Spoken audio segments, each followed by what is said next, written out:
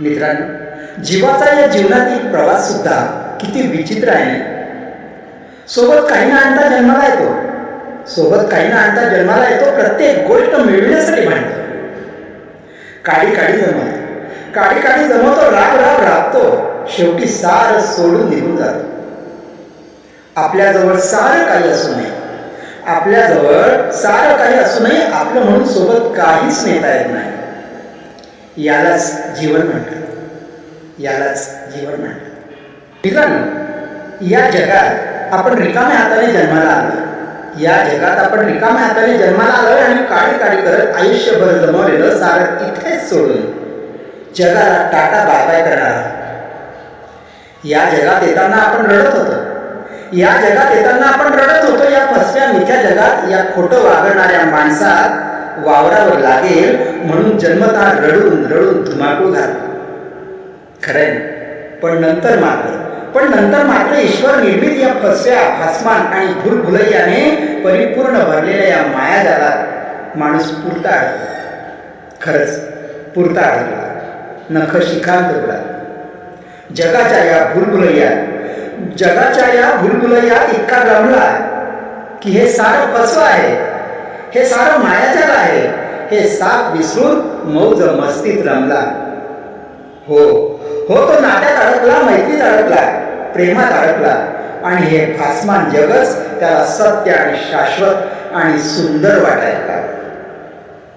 या ईश्वर निर्मित मायावी सापळ्यात तो पुरता अडकला.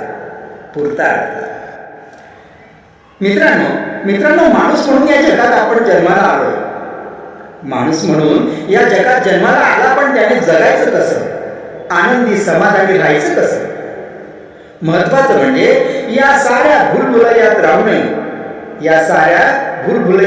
नये, आपलं म्हणून सोबत काहीही नेता येणार नाही हे समजून आयुष्यात विरक्त कसं राहायचं आणि हसत हे जग सोडायचं कसं, याला खूप महत्व आहे. हे ज्याला जमतं तो आयुष्यात सुखी झाला आणि आनंदी सुद्धा झाला. मित्रांनो, जीवनाच्या या प्रवासात काहींना खूप सारे माणसं भेटतात, नाती निर्माण होतात, भरपूर पैसा जमतो, कार बंगला, सारा ऐशो आराम मिळतो, तर कोणाला यातलं काहीच मिळत नाही. खरंय ना? पण जे मिळतं ते सारं खरंच आपलं असतं का? उत्तर देणं अवघड नाही, पण अडचणीच आहे. मित्रांनो, यासाठी कधीतरी एसटी बसने प्रवास करून बघावा. बारकाईने निरीक्षण केलं तर बसच्या कंडक्टर सारखं आपलं जीवन असल्याचं आपल्याला नक्कीच जाणवेल. बघा, एसटी बस म्हणजे कंडक्टरचं अवघड जग असतं. प्रवासात कितीतरी माणसं भेटतात, ओळख होते, मित्र बनतात, पण प्रवास संपला की हे सारे प्रवासी, हे सारे मित्र निघून जातात पुन्हा न भेटण्यासाठी. बसमध्ये त्याची स्वतंत्र जागा असते, पण प्रवास संपला की ती सोडावी लागते. त्याच्या कॅशबॅकमध्ये भरपूर पैसे असतात, पण ड्युटी संपल्यावर तेही सोबत नेता येत नाही.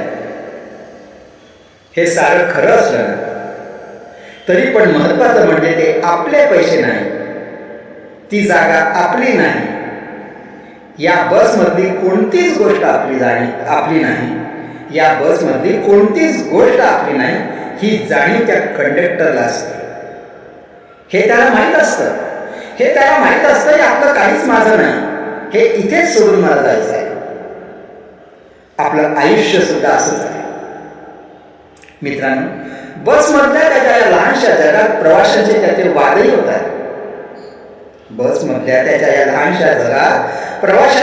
वादही होतात.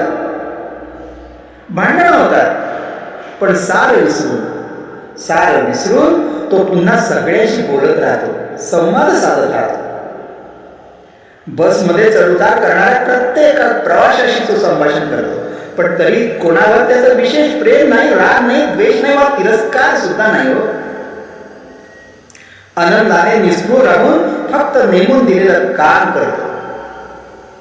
प्रवासामध्ये कोणी प्रवासी उतरला तर त्याचं दुःख नाही, कौतुक नाही. दोघांसाठी हात पुढे करून तटस्थपणे दार उघडायचं.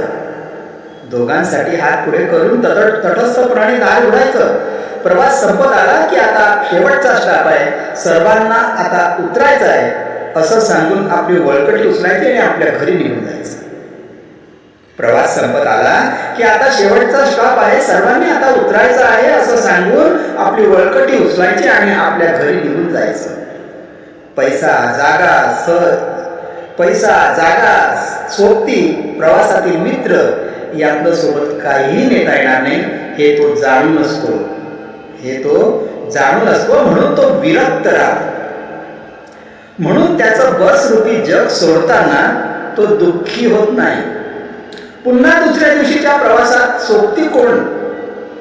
पुन्हा दुसऱ्या दिवशीच्या प्रवासात सोबत प्रवास करणारे कोण असते हे त्याला माहीत नसते. त्याला कळतो तो फक्त आणि फक्त आयुष्यरूपी प्रवास जो त्याला करायचा असतो. आपलंही आयुष्य असंच असतं. जन्माला येताना सोबत काही नसतं आणि जातानाही सोबत काहीच नेता येणार नाही. सारा पैसा, अडका, घर, बंगला, कार, नातं सारं काही इथेच सोडून आलो तसंच एकट्यालाच जायचं.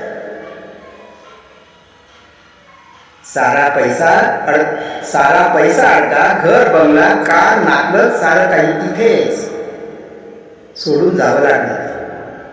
एकट्याला जावं लागणार. मित्रांनो आपलं आयुष्य सुद्धा काहीसं या कंडक्टरच्या जीवनासारखंच आहे.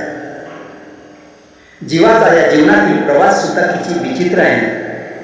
सोबत काही ना आणता जन्माला येतो. प्रत्येक गोष्ट मिळवण्यासाठी भांडतो, काडी जमवतो, राबतो आणि शेवटी सारं सोडून निघून जातो.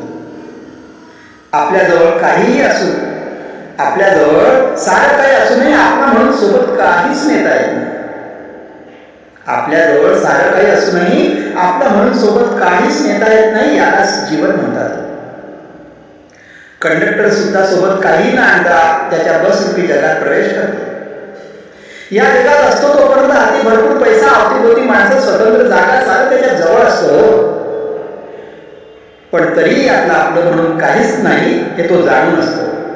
हे सारं सोडून जायचं आहे हे त्याला माहीत असतं. म्हणून तो कशाचाही लोभ न बाळगता एकदम विरक्त राहू शकतो. बस रूपी जग सोडतो तेव्हा तो जसा रिकाम्या हाताने आला तसाच आनंदाने आपल्या घरी जातो. खरंय, आपलंही जीवन हुबेहूब असंच आहे. या जीवनात जे मिळवलंय ते सारं सोडायचंय.